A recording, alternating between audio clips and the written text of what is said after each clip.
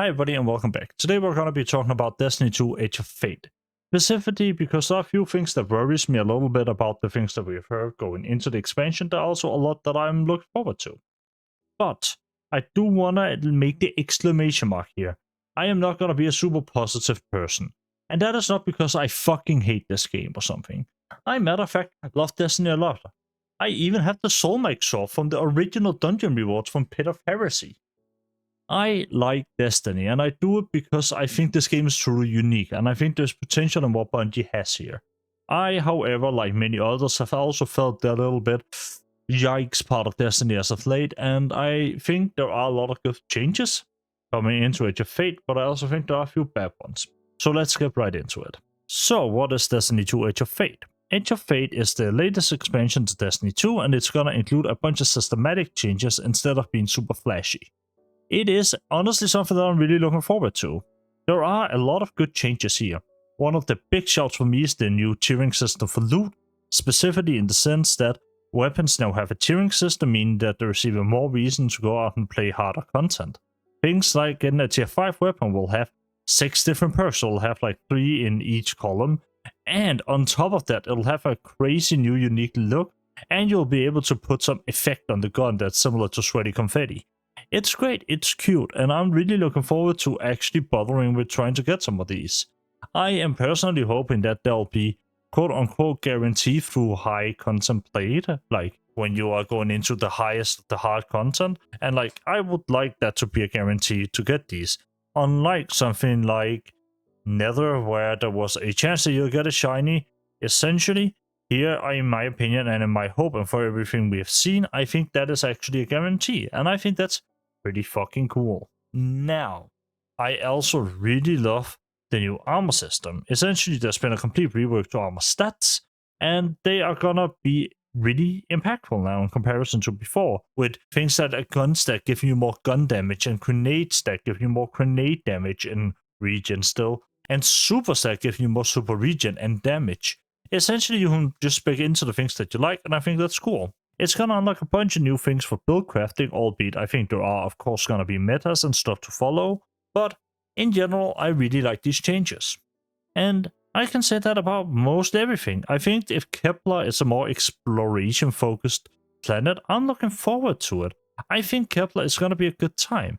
I like the Nether, I like exploring in there. If they can make me want to explore Kepler, then like do it. But there are also a few bad things about this expansion. For me, the very first thing going into the expansion I preemptively dislike is Bungie's attempt to make us want to play with new loot. They're doing this in two ways, and one is more egregious than the other. One is making a playlist that specifically focuses around using the new loot. That I'm fine with. Cool stuff. I think that's great if you want to go into PvP and you just want to play with the new stuff and have other people play with the new stuff. I mean, yeah, that's great. However, what I don't like is that Bungie is also giving all new weapons along with a handful random exotics that they're going to be picking each season a buff. Specifically, I think it's around 10%-ish damage buff flat, which I just don't like. And the main reason is that I know myself. I know that at least on a personal level, I am going to feel the pressure to equip that shit. And not from a I like shooting this gun perspective, but from a this is actually factually better than my own gun. Even if you have a gun with the complete same rolls, sometimes you just like one due to the gun model over the other. I wouldn't want to have to pick the one I dislike because I feel like I'm being inefficient by picking the one that is, the newer one. I don't like that system at all. I also don't like the fact that Bungie gets to softcore dictate which exotics we get to use. I'm okay with Bungie outright dictating it in certain playlists. Like having some prestige loadout-esque system would be fine.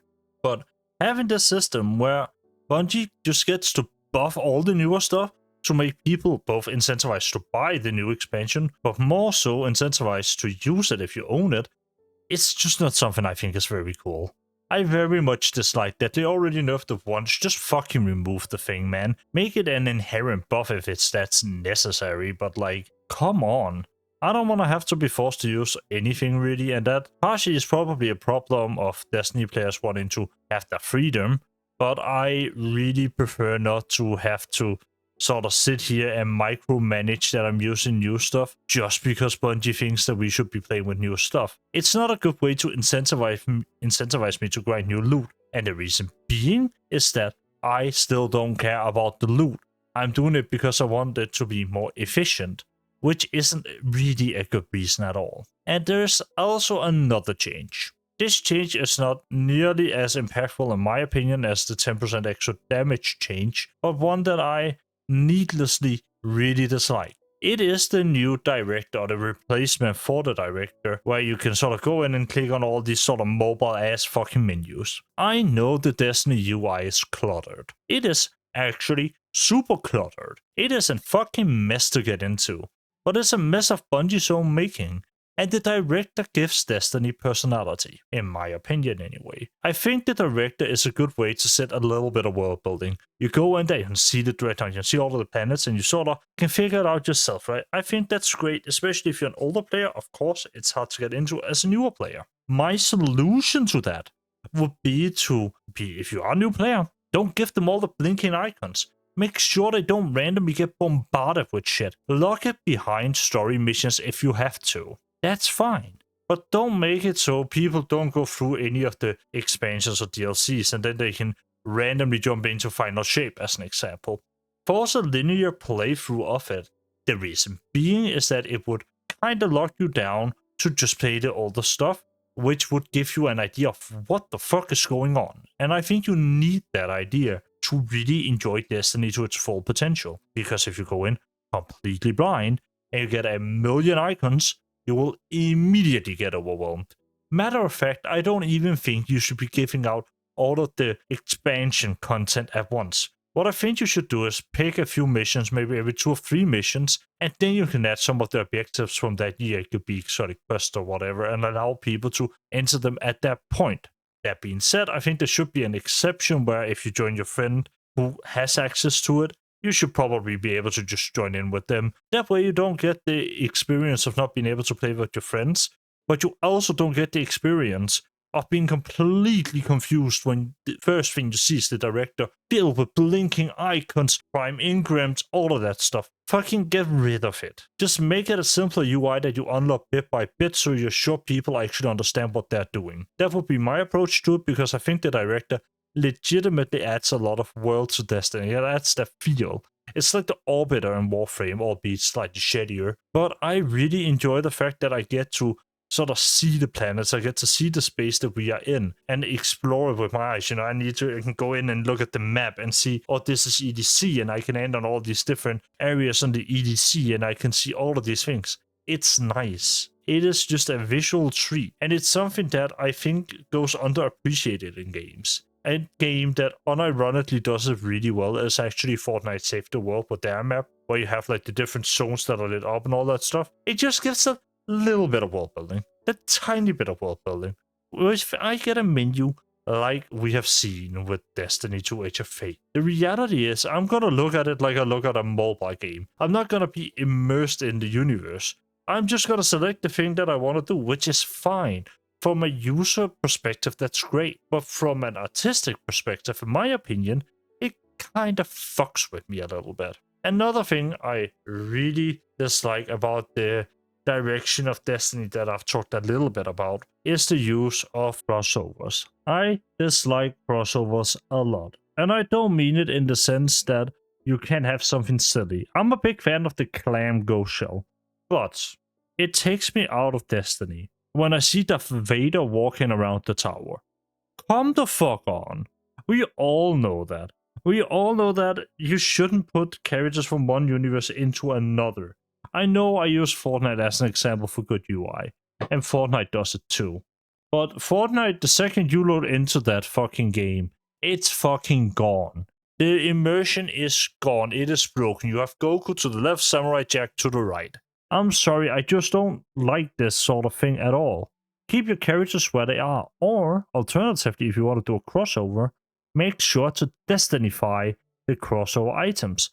A great example is the Assassin's Creed armor set that got Destiny-fied, where if you took it out of context, you told me this is the new arm of Destiny, I wouldn't be able to tell you that it was like an Assassin's Creed inspired thing.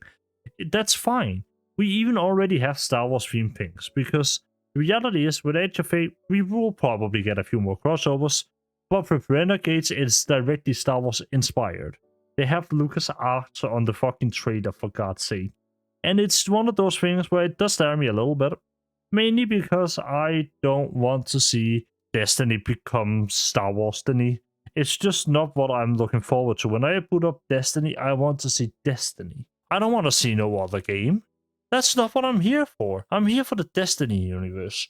Just like I'm sure that there's a lot of Star Wars fans that would love to get their own game instead of getting it slapped into another already 10-year-old game. I mean, come on. It's one of those really simple things.